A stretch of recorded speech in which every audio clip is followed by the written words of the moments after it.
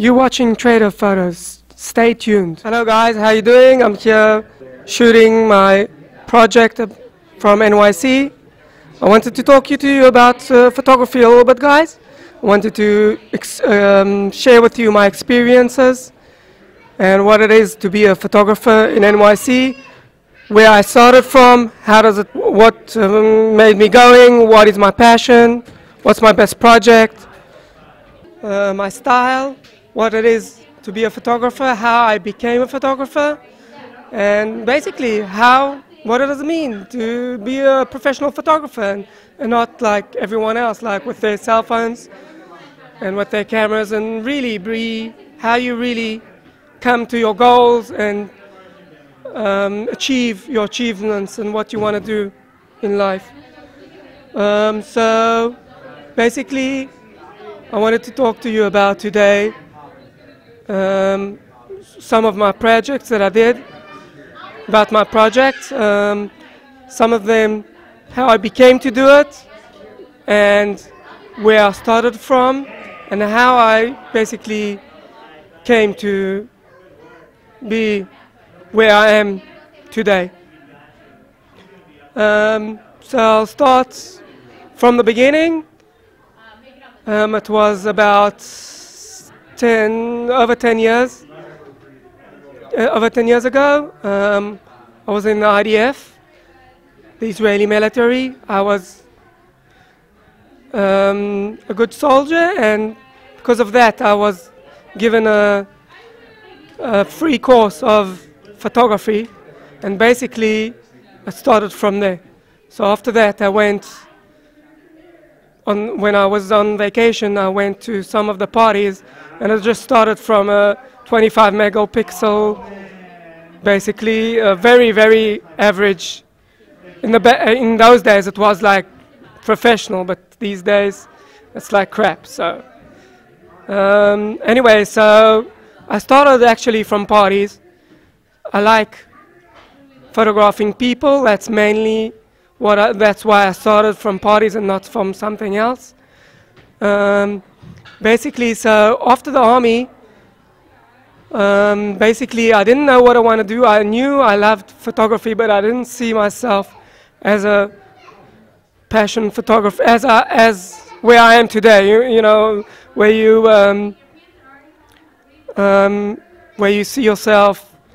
I didn't see myself like it was my main job and my main income. So basically, what I'm trying to say today is how I became where I was and where I am today. Basically, what I wanted to say is, how do we define ourselves as, or myself as a professional photographer compared to other people on the street? You know, you have to talk about composition, you have to talk about framing. You know, basic people don't know that stuff. They cut the head out, they put the tree in behind your head. You know, you have to know basically where to put your subject in the picture. And anyway, so basically I wanted to talk to you about, so when I finished the army, I went to a place where I didn't know what I want to study, and basically I went to that place and they examined that my photography was my passion. And one day I decided just to get up and come to NYC and apply to the New York Film Academy. And that was a private school. I researched where I wanted to go before and where I wanted to study and what I wanted, what's the best place as a photographer to study what I wanted and to come and after my passion and after my goals. Anyway, so after I applied, like before I applied, I did some courses after the army. I went to real schools in Israel, but then I decided that it wasn't enough. I went even to to apply for a school in Israel, but I said to myself, I want more professional than that, you know. I wanted to do whatever, be a professional as where I am today. So what I wanted to talk about is how I became what I am today. So basically I went to the New York Film Academy. It's a 1-year program where I got some really, really good impression of the teachers and the projects that I did there. I got my goals, I achieved a lot of knowledge that I didn't know, and I think I did the right choice by going over there. So what I did is I did some projects about people, and because I like photographing people, I did some projects about Chabad women. So what does that mean? Americans don't know what Jewish religious people are, so I decided to do a project about that to make people more aware of religious people. And you can see my images and more about the work in nadavfreeman.com on my website. What I wanted to talk about is how long does it take to get from where I was and until today. I mean, the goal is practice. That's the main key. Like practice all the time, from morning till night. Shoot. And what I did in NYC, I was shooting all the time. I was 7 days shooting. I wasn't most of the time I wasn't even sleeping. I was only shooting models. If it was models, if it was events, if it was studio work, if it was bar mitzvahs or birthday parties, magazines, whatever it was practice. That's the main key. So basically, so I covered about that. We covered that. I wanted to cover also. So I'm shooting over 10 years already. I started recently to shoot a lot of fashion shows. I work with a lot of models. I work with a lot of magazines, a lot of people, industrial people that are important, and I'm getting somewhere. So it's basically the goal where you want to go and how you want to do it is basically who you know. Basically, the secret is who you know. The connections in NYC. That's how you move around. Only connections.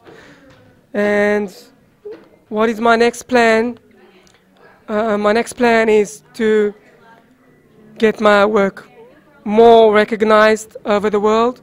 I already got published in in some magazines, bridal magazines, worldwide magazines, and now I'm getting into fashion magazines.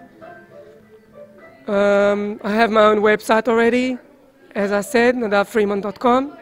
You can also search me on Facebook, Nadav Freeman Photography. So why basically I chose NYC as a photographer? Well, NYC is where the most action appears, like fashion weeks and all the models in the world, all the action happens in New York City. The city of the dreams, you know? So that's basically why I came to NYC. Basically, I did some projects about also kids. I went to, I like also to travel, so I went to Dominican Republic. I went to this village photographed some kids we haven't seen a camera before in their life, and you know the expressions of the kids. It's amazing how they see the camera in your hand and question you, what is he doing? And how, as a photographer, you capture these moments. And photographing children is much more harder than photographing models, and you know, because they're used to the pose and they're used to the standing, and children, it's much more harder. You have to go down to their level and really get close to their eye level and photograph over there. So basically, you have to crouch and get to their level to photograph good pictures. Okay, so basically what I wanted to show you also today is why, as a photographer, the equipment is really, really important. Also the photographer, yes, but also the equipment of the photographer. Because if he has a Nikon, or whatever he uses, if it's not professional enough, you have the focus of the camera and the focus of the image is not going to be amazing, you know. And for good quality, you need to know what you're shooting with. And what I brought today, I wanted to show you my camera. It's basically a D810. I have two cameras, also D800 and D810. I have 5 different lenses. Also the lenses are important. You have to know which lens you use for which event and when, you know. So it's basically very different lenses wherever you go. Basically, I shoot now, my main lens is 24 to 120 millimeters. I have another prime ones, 2 prime ones, 50 millimeter, 85 millimeter. But again, it mostly depends on what you shoot and how professional you want it. Because for a regular photographer, where you can find on Craigslist, it's it also comes with a price, you know. So you have to choose wisely and see the work before you just take any photographer. And I can tell you this: if you bring a photographer for your own event and not choose him wisely, I mean, what's important is the memories that you keep for your life, you know, for all the life. And if you bring an unprofessional photographer to shoot your event, well, good luck with that, you know. In my opinion, you should, I'm not saying take me, but I'm saying choose wise. And you should look at their work before choosing any photographer, even if it's a cheap photographer. So I wanted to talk to you about also my work, what I do, what I shoot, what do I like shooting best. So guys, I wanted to talk to you about a little bit about what I do here in NYC, a little bit my work, a little about basically what I do on my spare time, what do I do on my full-time job, because I work with 2 different companies. I have my own company, and I do a lot of stuff. So basically I wanted to talk about my first company, where I work with over 200 schools in NYC. I do portraits for school graduation for the kids, also high school and colleges. That's with one company. The other company, I work with tourists, where I take their photos. And my main income is about my work, where I have my own company, where I do everything. I do headshots for models, I do portraits for models, or also for regular people, also actors. I have my own studio in the city, next to Wall Street. I love doing outdoor shoots. I also love doing studio shoots. So basically, guys, what I wanted to talk to you about is the services that I provide in NYC in my own studio. Basically, I also do retouching, but the main job is the photo shoot. And when you come and do a photo shoot, your photos can also be published in several magazines, because as I say, connection is everything in NYC. So guys, what I also do, I also go to a lot of fashion shows, and there's a lot of people there and a lot of models, and that's how also I make my connections, and that's how I get exposure. And also on Facebook, again, you can find me on Nadav Freeman Photography. So guys, basically what I wanted to talk to you about is the Fashion Week is coming up, and I'm going to do several fashion shows. I got invited by several models. I'm doing a paid gig, you know, shooting them. They're going to get retouched images from me after the Fashion Week, like probably a week after, and they can publish their own images. I also do events, a lot of events, media events, and also I do a lot of non-profit events for the city. I'm also getting my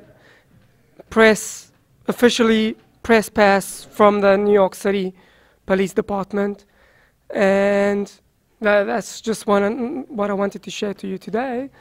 And basically, I wanted to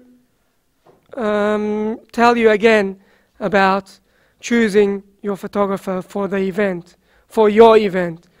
Don't forget to choose a photographer and see his work before you just pick anyone. Just look at their work before, and decide for yourselves if you want them, and see the work, and decide that you have good memories for the future, you know. Basically, also, I can tell you that not all photographers have studios, and it's a very value to have a studio, especially in Manhattan, where you can film private stuff, portraits, family photos, models, headshots, you know, whatever, book modeling, you know, whatever comes in mind or whatever pops up. And that's it, basically. I just wanted to get some knowledge about photography and about how you succeed in NYC. It's all about the connections. Okay, so as you can see, I'm outside. We came outside to talk to you about outside photography, and you know, NYC is freezing. You don't know how cold it is. So even as models, if they come and shoot outside, it's really, really cold for them. So even in the winter, when you shoot a model, they have to like take off their coat and everything. You know how tough it is to be a model? It's really, really tough. If people think it's easy, it's not easy at all. And as a photographer too, it's really not easy to take photos in the cold, you know. That's one thing. The other thing is, the best thing about New York is the transportation. I mean, isn't it? You can get anywhere in New York with the transportation. There's trains, there's buses. You don't need a car even. It's so easy to get around over here. That's the best thing about NYC. And also about the jobs in NYC. As a photographer, this is the most popular city in the world for a photographer to get a job. And that's exactly why I chose NYC. To get the best jobs in the world is NYC. There's also a lot of competition over here, but you know, as I said, there's a lot of opportunities too. This is New York City, and this is the city of the dreams. Okay guys, so I wanted to talk to you about the settings of the camera.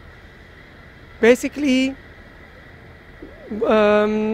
all other photographers use automatic settings, and I wanted to talk to you about what settings you do on the camera and what settings you use for different events. So basically, most photographers will use automatic settings. That's the A on the camera. And professional photographers will use the manual, the M. There's also different varieties on the camera and effects, and that affects the image itself. And what you need to do, what you need to know basically, is what to put it on. And what most people do is put it on automatic. And the effects on the shutter speed and the effects on the ISO, it's all very important to know how to use them. Even the Kelvin. I mean, I went to one of the shows, asked the photographer what Kelvin is he using. He didn't know what I'm talking about. I mean, come on, if you're a professional photographer, you need to know what Kelvin you're on. You need to know that you do the Kelvin by yourself and not put it on automatic. You need to know the color of the skin subject. I mean, if you are real professionals, you need to know what your shutter speed is, what your ISO is, and what your f-stop is. And for fashion shows, basically, it's very depending on the lighting of the place, and depending on where you're at, and if you're shooting outside, if you're shooting inside, if you have studio lights, you know, it's very, very depending. But basically, you have regular settings. What's the best settings is, because you're shooting a fashion show and models move and people move, so you're gonna have some movement in your image. So basically what I do is I put the shutter speed to 1/25th, or you can also go a little bit lower to 80, but I would keep it on 125. And the f-stop, basically I go as low as I can go. The four, well, depending which also lens, but basically I use the 4 f-stop. I put it on 4, and the ISO is really depending if you're using a flash or not. And then you can just bump up your flash instead of the ISO. And then basically what I do is put the ISO, I think I put it on around 200 to 340. But mainly I use the flash, so I can also bump up the flash. And that's basically the settings of for the fashion show when you have different environments. So guys, now what I wanted to speak about, what happens if you get to the event and maybe you forgot your flash at home? I mean, it happens. It happens to everyone. Well, depends to who. If you're professional, you always take a backup. But what happens if you get to the event and you forget a flash? Well, there's several options at what you can do about that. One, you can bump up your ISO. You know what that means? That you're going to get noise, a lot of noise. Well, depending how much, if there's lighting in the place, and how much you're going to bump up your ISO.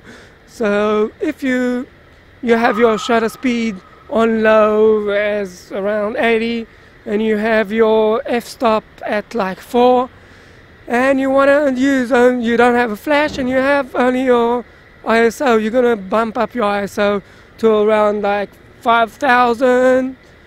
If it's really like bad, you're going to, well, the maximum in my camera is like 10,000.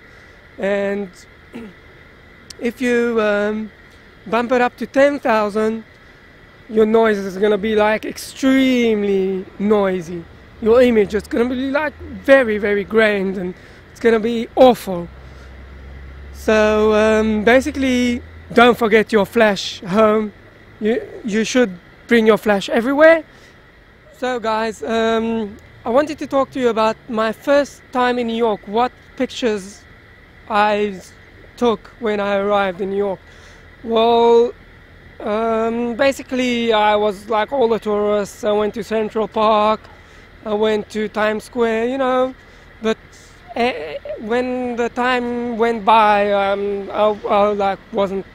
didn't return to those places, but basically I shot a lot of fashion shoots in Central Park. It's a great location.